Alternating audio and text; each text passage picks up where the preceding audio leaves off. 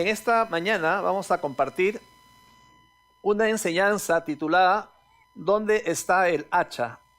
En Efesios, el capítulo 5, dice lo siguiente, desde el versículo 23 en adelante: porque el marido es cabeza de la mujer, así como Cristo es cabeza de la iglesia, la cual es su cuerpo, y él es su Salvador. Así que como la iglesia está sujeta a Cristo, así también las casadas lo estén a sus maridos en todo. Maridos, amad a vuestras mujeres, así como Cristo amó a la iglesia y se entregó a sí mismo. ¿Por quién? Por ella. Este pasaje es muy importante y muy crucial en el tema de familia que justamente estamos tocando en esta hora. Y es tan importante y tan trascendental porque significa que, acá está hablando del hombre como cabeza y compara de Cristo como cabeza de la iglesia, y de la misma manera el hombre cabeza de la esposa. Pero muchas veces el hombre no entiende qué cosa significa ser el papel de cabeza en una relación. Entonces el hombre dice, no, yo soy la cabeza, tienes que sujetarte. Y la mujer le dice, no, pero yo soy el cuello y te muevo por donde yo quiero, le dice, ¿no? Así las bromas muchas veces ocurren, ¿no? En las relaciones, en las parejas. Pero ¿cuál es el plan de Dios en esto de las relaciones de familia, en esto del hombre con la mujer y en este día especialmente, en este día del padre? ¿Qué cosa significa caballero, esposo, padre? ¿Qué significa que tú seas la cabeza en tu hogar? Y justamente acá el paralelo que hace la palabra, el apóstol Pablo, del hombre con la mujer o el esposo con la esposa, dice que también Cristo con la iglesia, ¿no? Y dice, así como el marido es cabeza, porque el marido es cabeza de la mujer, así como Cristo es cabeza de la iglesia. O sea, hace la comparación, el marido cabeza de la mujer, como Cristo es cabeza de la iglesia. Luego dice, la cual es su cuerpo y él es el Salvador, o sea, Jesús es el Salvador.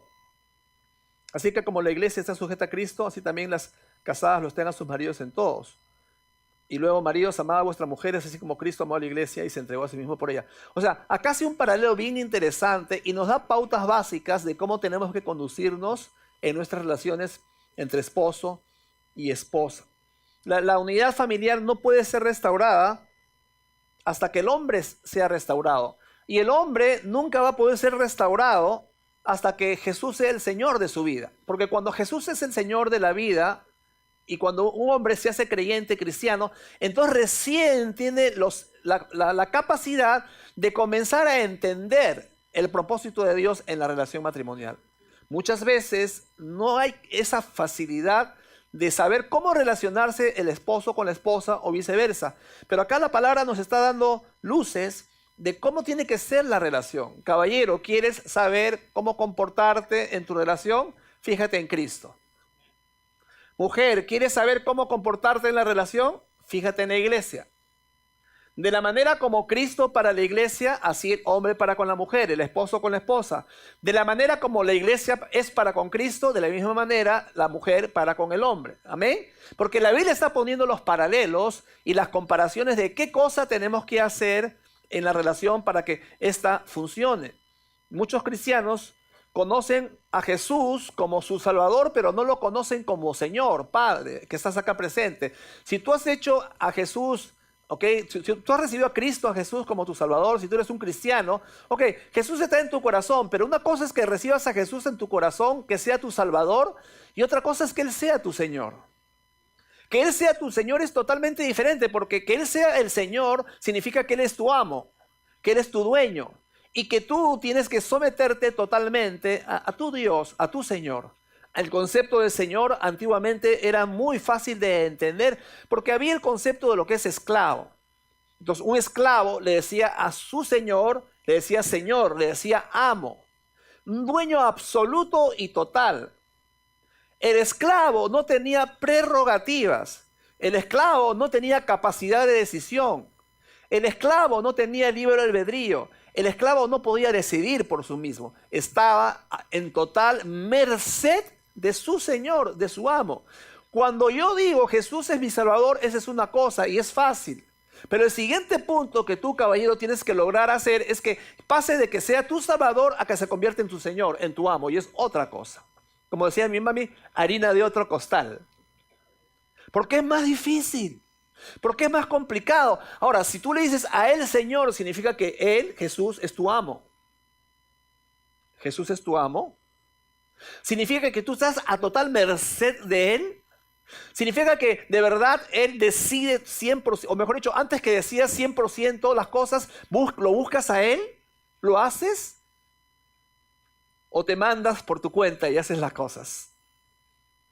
O sea, el hecho de tener a nuestro Señor Jesucristo, no solo como Salvador, pero el Señor de nuestra vida, hermano, es totalmente diferente. Significa que morimos a nuestras agendas personales y estamos totalmente rendidos a la voluntad de nuestro Dios, a la voluntad de nuestro Padre, a la voluntad de nuestro Señor. Y esa es la forma como un hombre tiene que conducirse en un hogar si quiere ser cabeza del hogar. Porque ser cabeza no solamente significa que acá yo mando y yo digo cómo son las cosas y tú tienes que someterte porque tú eres la esposa y porque así dice la Biblia, etcétera, etcétera. No. Hay una dualidad interesante que vamos a ver un poco más también en este momento, pero tenemos que, hermanos, entender qué es lo que el Señor quiere y cómo debemos funcionar en nuestra relación, especialmente en esta mañana los padres. En 1 de Pedro, el capítulo 3, en el versículo 7, mira lo que dice, al hombre le dice, vosotros maridos igualmente, vivid con ellas sabiamente dando honor a la mujer como a vaso más frágil y como a coherederas de la gracia de la vida, para que vuestras oraciones no tengan estorbo. Y bien interesante este versículo, porque está diciendo, vivid con ellas sabiamente. Ahora, todo conocimiento proviene de Dios. ¿Cuántos están de acuerdo conmigo? Amén. Dice la palabra, el que no tenga sabiduría, pídela a Dios, ¿cierto? Esto también habla la palabra. Ahora, si toda sabiduría proviene de Dios, por lo tanto, si yo no puedo entenderme con mi esposa, es porque no tengo sabiduría. Pero si me falta sabiduría, dice la palabra, que le pida a Dios, el cual da abundantemente sin reproche y nos será dada. O sea, yo no puedo culparla a mi esposa cuando Dios me está diciendo que tengo que buscar sabiduría para relacionarme con ella. Yo todo el tiempo recibo personas o las escucho, caballeros que están en problemas con sus esposas o mujeres también que están en problemas con sus esposos. ¿Y sabes por qué ocurren los problemas? Porque no saben relacionarse el uno con el otro. No saben qué hacer, no saben cómo hacer, no saben qué decir, no saben cómo decir. Tú le dices algo, ella lo toma de una manera equivocada y tú no te referías a lo que ella lo escuchó. O sea, tú le dices ABC, pero ella entiende X, Y, Z. ¿A cuántos caballeros les ha pasado eso? Levanten su mano. A la franca, ¿cierto? ¿Por qué? Porque es así. Y luego cuando ella te reclama, tú le dices, pero yo no te he dicho eso. Mira a la persona a tu lado y dile, yo sé de quién están hablando. Dile eso, yo sé de quién están hablando. ¿Cierto? Y eso ocurre constantemente en las relaciones entre marido y mujer. Pero acá la Biblia nos está dando otra luz. Ya nos dijo anteriormente la relación entre el marido, Cristo, y la esposa, la iglesia. ¿Okay? Esa es la forma de cómo relacionarnos. En primer lugar, si quieres saber cómo relacionarte, caballero, fíjate en Jesús. Mujer, si quieres saber cómo relacionarte con tu esposo, fíjate en la iglesia. Pero acá nos está dando en 1 Pedro capítulo 3, versículo 7, otra luz, otra pauta importante de cómo conservar o cómo mantener nuestras relaciones. Caballeros, ¿okay? Pídele a Dios sabiduría, por eso está diciendo acá, vivir con ellas sabiamente. Pero muchas veces no somos sabios, no somos torpes.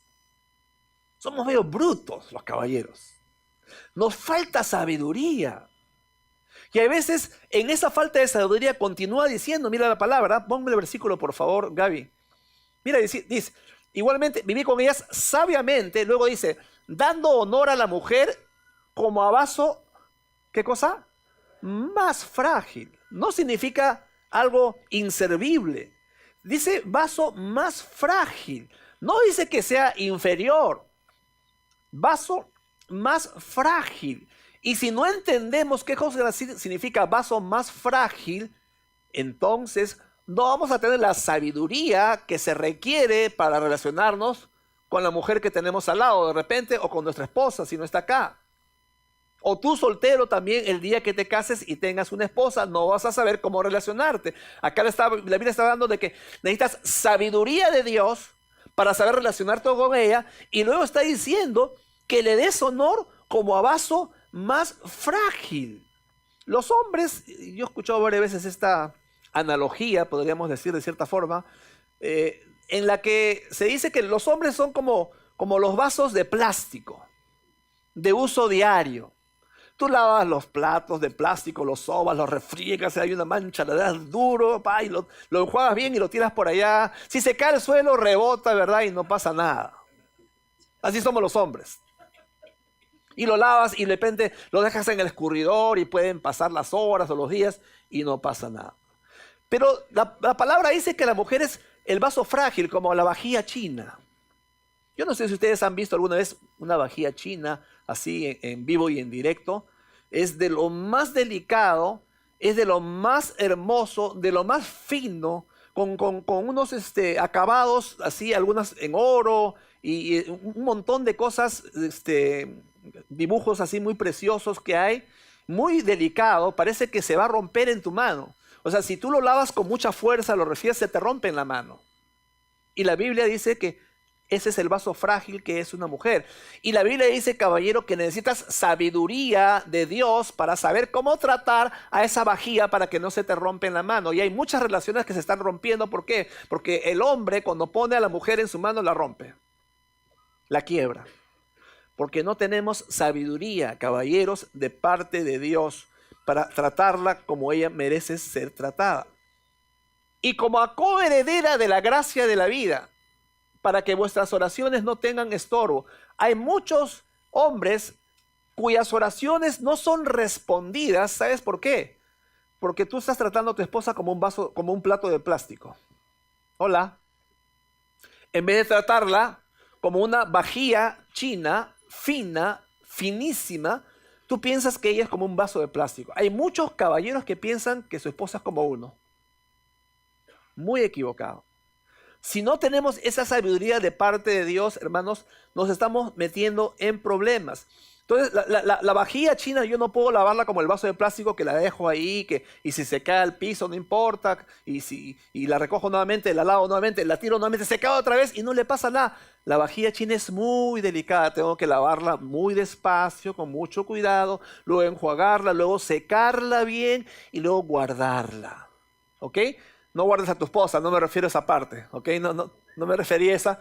Me refería al hecho del cuidado que uno tiene que tener con la mujer, darle el honor. Y dice, si no lo haces, tus oraciones van a tener estorbo. Dice, para que vuestras oraciones no tengan estorbo. Si tú no haces eso, tus oraciones van a llegar solamente acá al cielo raso, no al cielo, a la presencia de Dios. No va a ser posible porque la Biblia nos está dando las pautas de cómo hacer, hermanos, en nuestras relaciones con nuestro cónyuge.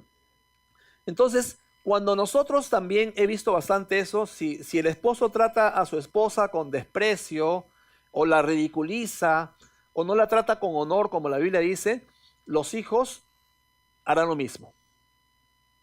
Yo he conocido muchos casos de relaciones en las que el esposo no trata bien a su esposa y luego el hijo empieza a hacer lo mismo con su mamá también. ¿Por qué? Por el modelo que ve en él. Por lo tanto, hay que tener mucho cuidado, hermanos, en eso. El hombre, así como el techo en una casa te provee cobertura, el hombre tiene que dar la cobertura también a la familia.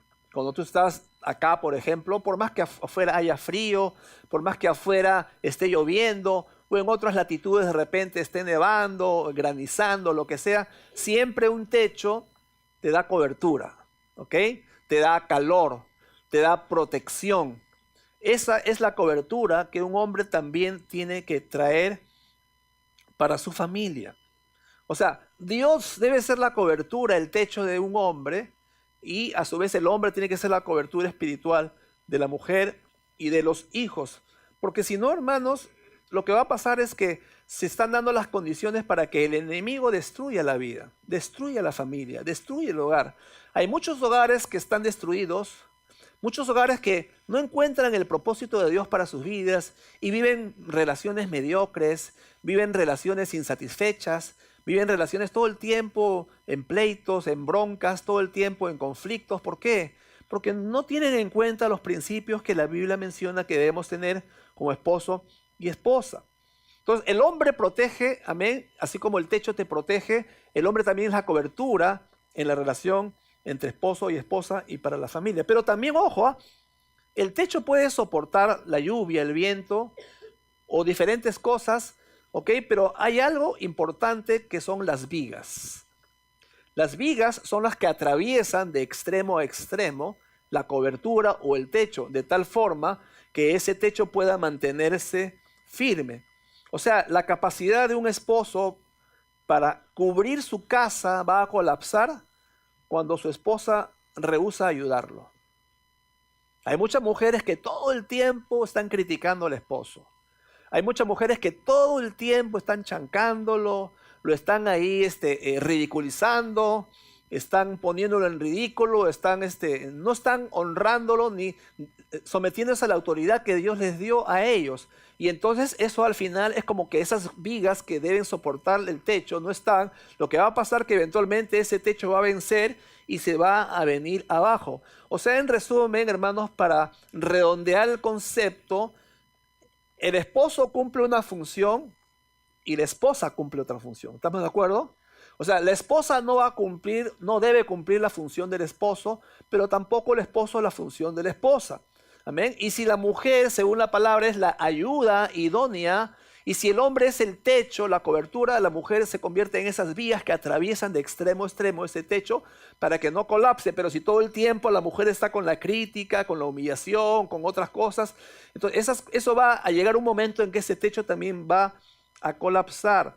Hermanos, hay que tener mucho cuidado. O sea, puede haber ataques fuera de la casa y la casa se va a mantener firme contra los ataques que hay afuera en la medida que también las vigas que soportan esa casa, que es la mujer, también pueda en amor tratar de colaborar, en amor tratar de complementar la labor del hogar para que ese techo pueda mantenerse firme. O sea, un esposo necesita el apoyo de la esposa. ¿Amén? El hombre se va a equivocar, el hombre va a pecar, el hombre se va a caer, pero ahí está justamente la mujer para poder ayudar a su esposo, levantar a su esposo, darle ánimo a él para que él pueda seguir adelante cumpliendo el papel que Dios le ha llamado. Porque mujer, déjame decirte, a ti te conviene que le vaya bien. Si a él le va bien, tú eres bendecida, tus hijos son bendecidos. Pero si a él le va mal, tú no eres bendecida, tus hijos tampoco son bendecidos. ¿Entienden la relación que existe? O sea, tenemos que complementar el trabajo entre esposo y esposa. No independizarlo, que tú haces tu parte, que yo hago mi parte. Acá no existe eso. Y justamente el concepto de cobertura o techo es exactamente el más indicado, porque tú dices, ahí está la cobertura, pero ¿qué sostiene la cobertura? También las vigas. Y mutuamente se complementan para el trabajo y para la función que se necesita. En el hogar es exactamente lo mismo. No existe un aspecto mayor, un aspecto menor. ¿Y saben qué, hermanos? Todos los desacuerdos podrían terminar si tan solamente nos preguntáramos, Señor, ¿qué quieres que haga? ¿Cuál es tu voluntad? ¿Y dónde se encuentra eso? En la palabra de Dios. Amén. Salmo 119, versículo 105 dice, lámpara es a mis pies tu palabra y lumbrera a mi camino. O sea, una mujer que entiende la responsabilidad que Dios espera de su esposo, hará todo lo que pueda por ayudarlo. Mujer, apóyalo todo lo que puedas a él. Yo te aseguro de que Dios va a honrar ese apoyo que tú estás dando y vas a ver de que Dios va a obrar en el corazón de él. Pero no te canses, no te desanimes. Empújalo para que él siga siendo la cabeza de tu hogar. Para que él siga siendo ese hombre llamado por Dios. Para poder lograr lo que Dios ha puesto en su responsabilidad también. ¿Amén, hermanos? ¿Sí? Ok, ahora, hay hombres que no aceptan asumir la responsabilidad. Ten mucho cuidado, caballero. Porque hay hombres, felizmente acá ninguno, amén, de que no asumen su responsabilidad como hombres. En general estamos hablando. Porque hay hombres que dicen, no, pero yo traigo el dinero a la casa, como dicen, ¿no? En el ambiente así común. Yo paro la olla en mi casa, ¿no? O sea, yo pongo la plata. Y el hombre erróneamente piensa que ya cumplió. Erróneamente. Porque estás proveyendo, al traer la plata, estás proveyendo para el cuerpo, para lo físico, para la parte menos importante del ser humano. Pero no provees nada para el espíritu, caballero. Hola. Tenemos que traer provisión también para el espíritu y el hombre necesita también ponerse las pilas para poder suplir en el área espiritual y no solamente en el área material. Pero hay veces cuando el hombre, como decía, no acepta asumir su responsabilidad o su autoridad dada por Dios, la tendencia de la mujer es compensar esa falta de liderazgo del hombre y asume la batuta en el hogar.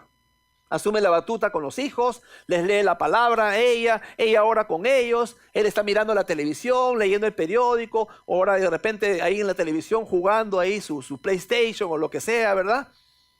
Ahora que hay mundial, ¿verdad? Y mirando todo el rato y no asume la responsabilidad que también le compete. Tenemos que tener mucho cuidado. Caballero, padre aquí presente, debes asumir tu responsabilidad como esposo, como padre y no delegar esa responsabilidad a tu mujer.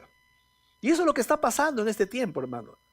En este tiempo, aún dentro de la iglesia, lamentablemente, pues, muchas, o mejor dicho, la iglesia en general, aún dentro de la iglesia en general, estamos hablando, ¿verdad? En el mundo entero, se caracteriza por mujeres que arrastran a sus esposos a la iglesia. Lo jalan literalmente y a sus hijos.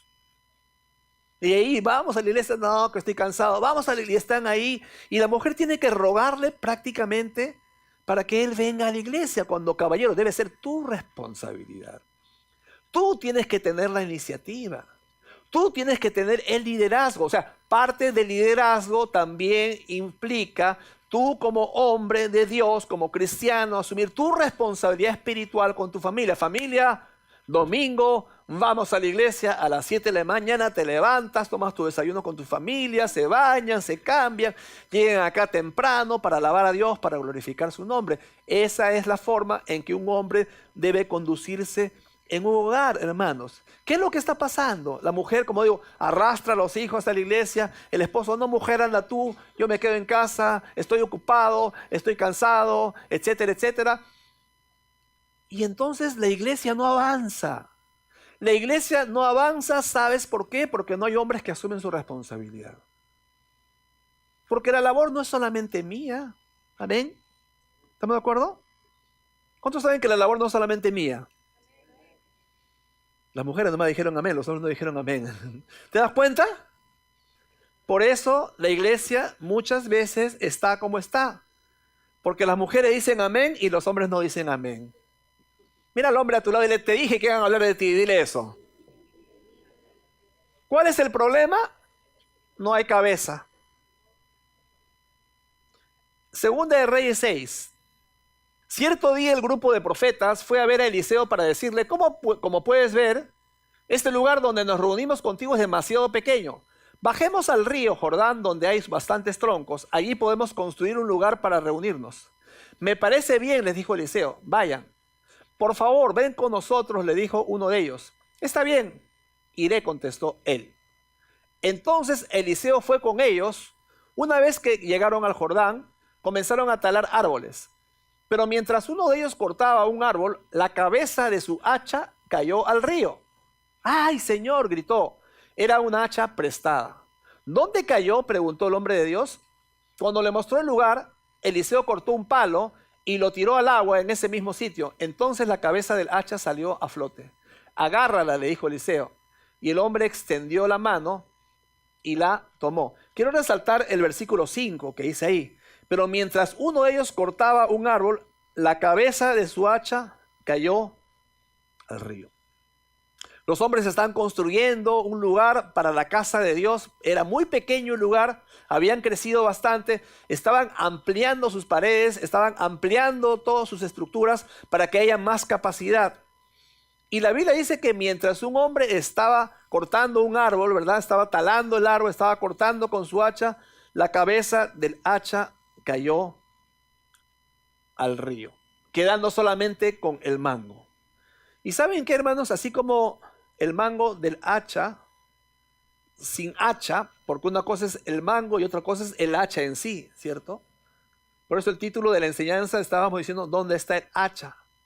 Porque una cosa es el mango y otra cosa es el hierro que está encima. El hierro era lo que se había salido volando y él se había quedado con el mango en la mano, ¿cierto? Entonces lo que está pasando acá es de que ¿dónde está el hacha? ¿Dónde está la cabeza? Era un hacha descabezada.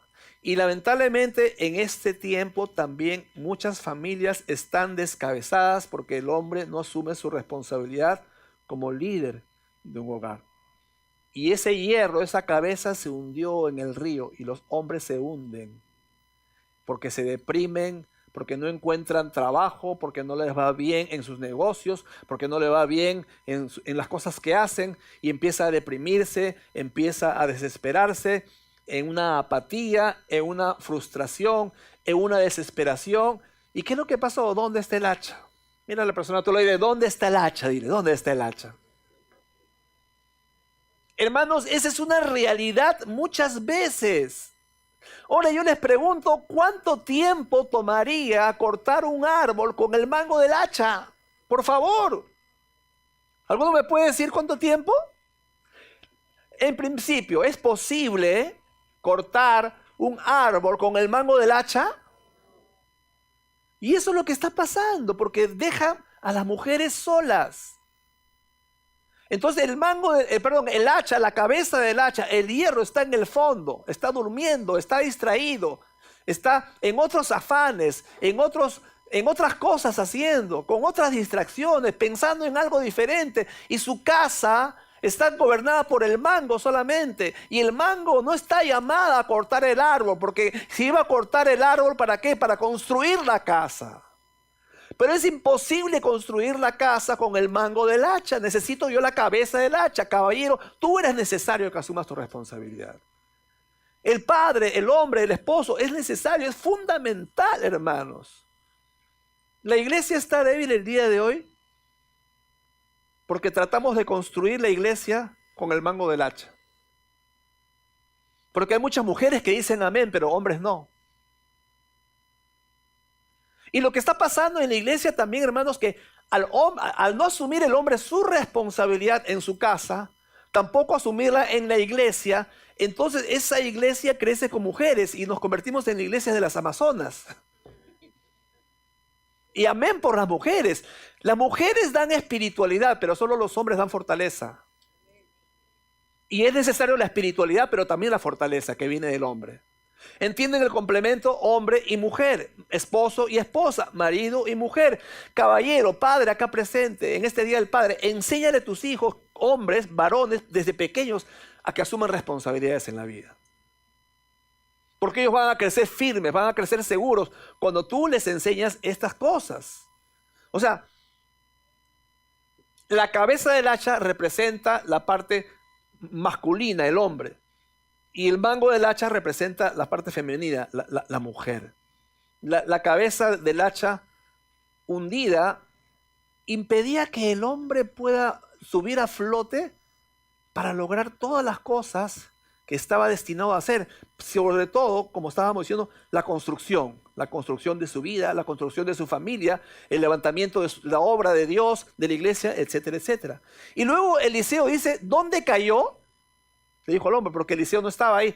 Entonces el hombre le señaló el lugar, ¿verdad? En ese lugar, porque había salido volando, me imagino, la cabeza del hacha por un lugar. ¿Dónde cayó? Entonces le mostró, y la palabra de Dios dice de que Eliseo tomó un palo en ese momento y lo puso en el lugar donde había caído la cabeza del hacha, y un milagro ocurrió. La Biblia dice que ese hierro pesado, que es como alrededor de casi 8 veces más pesado que el agua, que se había hundido hasta el fondo, que no se podía ver, ¿ok? Porque si hubiese sido el agua transparente, este hombre hubiese podido encontrar fácilmente el hierro, pero me imagino que el agua era turbia totalmente, no encontraba dónde estaba el hierro, solamente le dijo más o menos por ahí dónde estaba, y en ese momento puso un palo en ese lugar, y el milagro ocurrió, que esa hacha pesada subió a la superficie.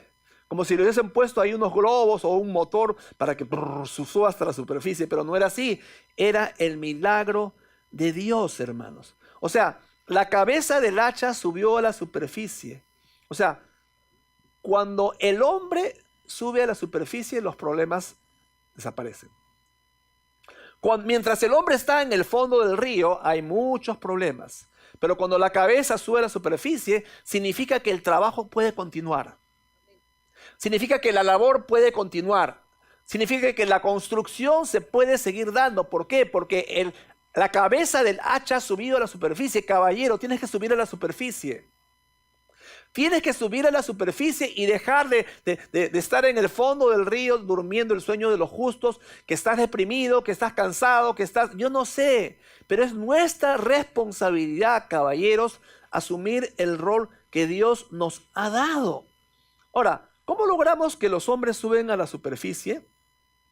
El palo que fue lanzado por Eliseo es de maderas, ¿cierto? Esa madera representa la cruz de Cristo. O sea, cuando el hombre que está en el fondo del río, cuando el hombre que está deprimido, cuando el hombre que está abatido, cuando el hombre está en el fondo sin saber qué hacer, viene Cristo representado por ese palo. La cruz de Cristo viene a la vida de hombre. Ese hombre cambia por completo y deja de estar en el fondo y sube a la superficie. Y cuando sube a la superficie, o sea, en otras palabras, cuando Jesús, caballero, viene a tu vida, entonces tú estás listo para asumir tu responsabilidad.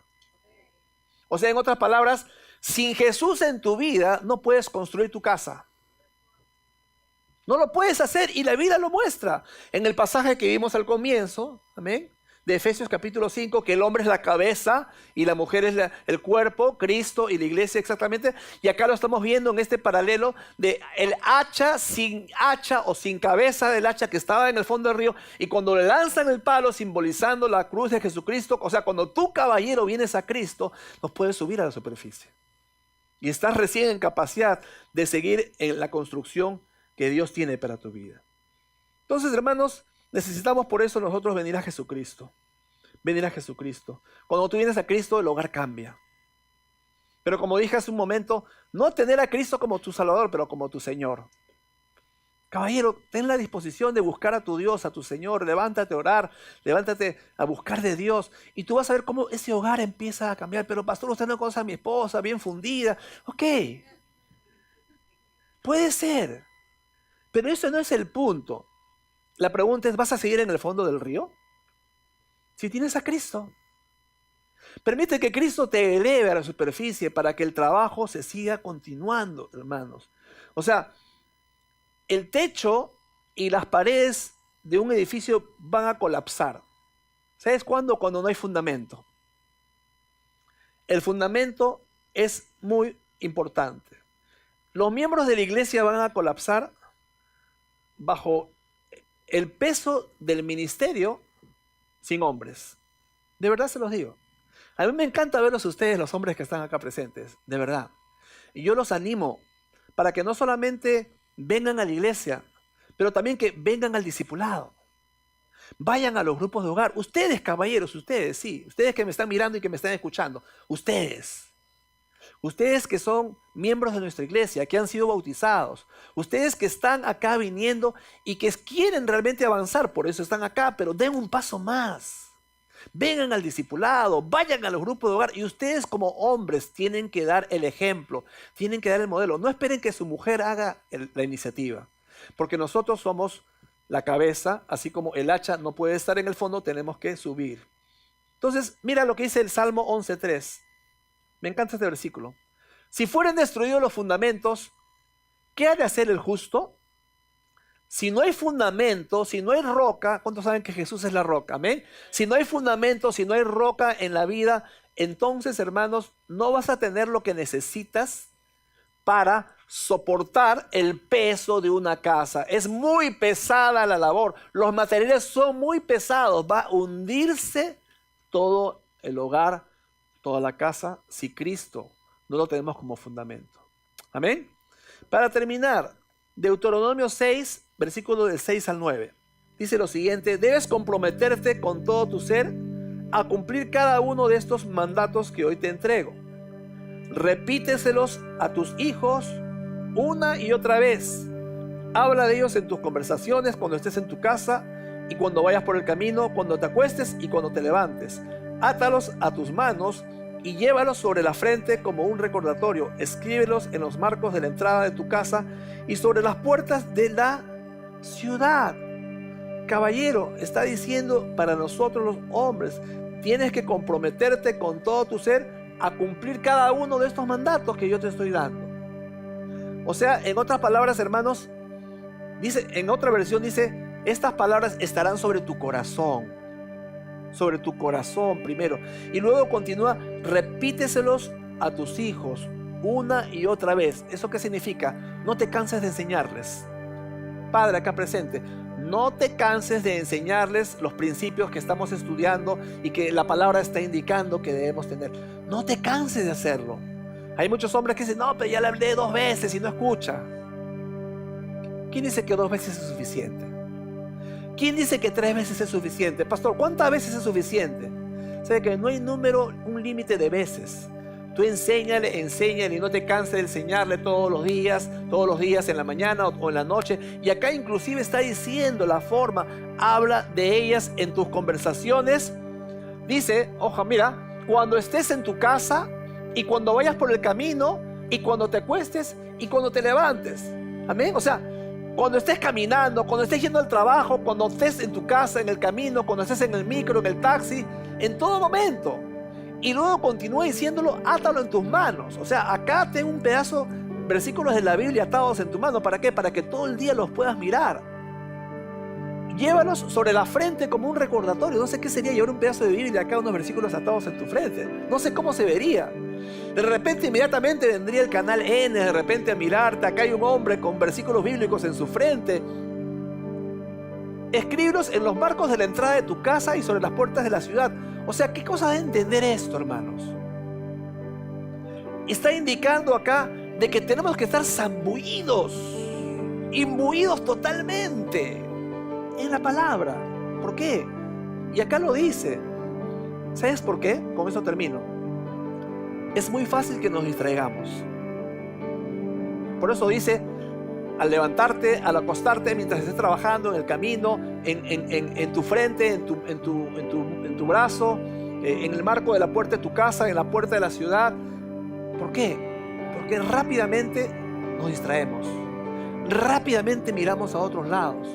Rápidamente nos dejamos llevar por las presiones que tenemos y descuidamos lo que la Biblia dice.